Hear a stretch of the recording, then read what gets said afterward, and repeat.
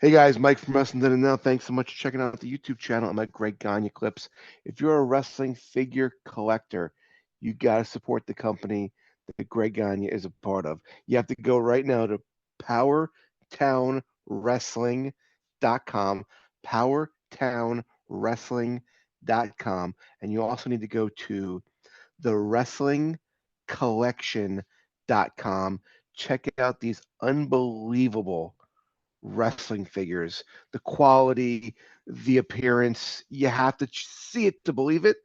Go check it out. There's pre-sales going on right now. Go grab yourself one today. Let's talk you and Jim Brunzel.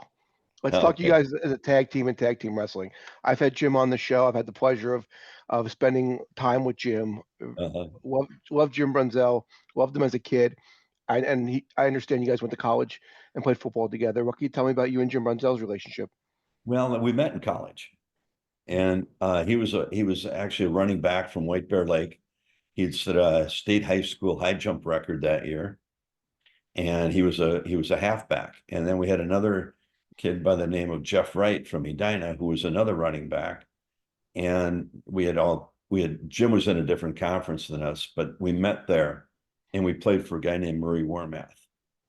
And Murray's philosophy at that time was big linemen, big backs, and we didn't throw the ball much. And I was a Right. thrower. And I remember the first time I handed off the ball to Jeff Wright, he ran 60 yards for a touchdown. Jim had a little trouble holding on to the ball. So Murray Warmath, or the freshman coach, moved him to a wide receiver. And even then, Murray Wormath said, Brunzel, I should make you a defensive back. You're always knocking the ball down. You're supposed to catch it. But Great. so then Murray moved me to defensive back, and also this Jeff Wright. Jeff Wright was a safety, and I was a cornerback. And the safety got to make the defensive calls. So if he said Sally, that meant the safety came up to break the end run. Cora meant the cornerback came up. So we got a scrimmage going. And our fullback was Jim Carter, who ended up playing linebacker for the Green Bay Packers. He replaced Ray Nitschke. He was 6'4", about 235. And Barry Mayer, who was 6'1", and he was about 230, was the other running back. So Jeff calls the Cora play. I got to break up the end run. Here comes the end sweep. I come up. Carter runs right over me and runs for a touchdown. Maury Warmath, play again. Run that play. So they run it again. I come up and I hit him this time, and this time I roll over and he steps on me and he trips, but still goes about 5 or 10 yards. Run that play again. And I thought, well, shit, I'm going to hit this guy. So I came up and I hit him in the thigh with my helmet. And the next thing I knew, I'm on the sidelines with their trainer, Jim Marshall.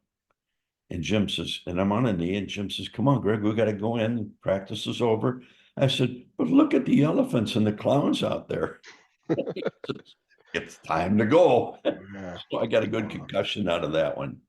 And our quarterback at that time was a guy named Ray Stevens, who was Sandy Stevens. He took his brother, and he was 6'3", and he weighed about 230, 215, 220.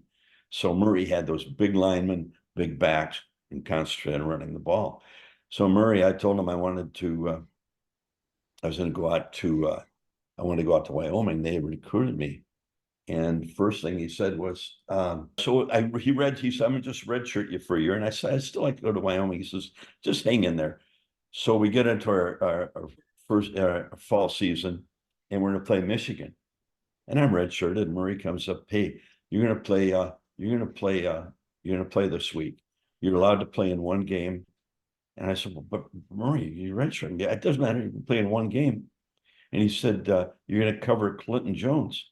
I said, Clinton Jones, he just set the world record in the 100-yard dash. He says, well, you're smart enough. I said, I'm smart enough to know I can't cover him. And he laughed. So he kept me out, and then he wrote me a nice letter to Wyoming, and that's where I finished up. But Jim and I met there, and then when Ken, my dad was sponsoring Ken Patera in the Olympics. And when Ken was done, he was going to train him to wrestle. And he had, and then Kazro Vasiri was on the Olympic team. And this Ellen Rice introduced him to Vern, and he wanted to be a professional.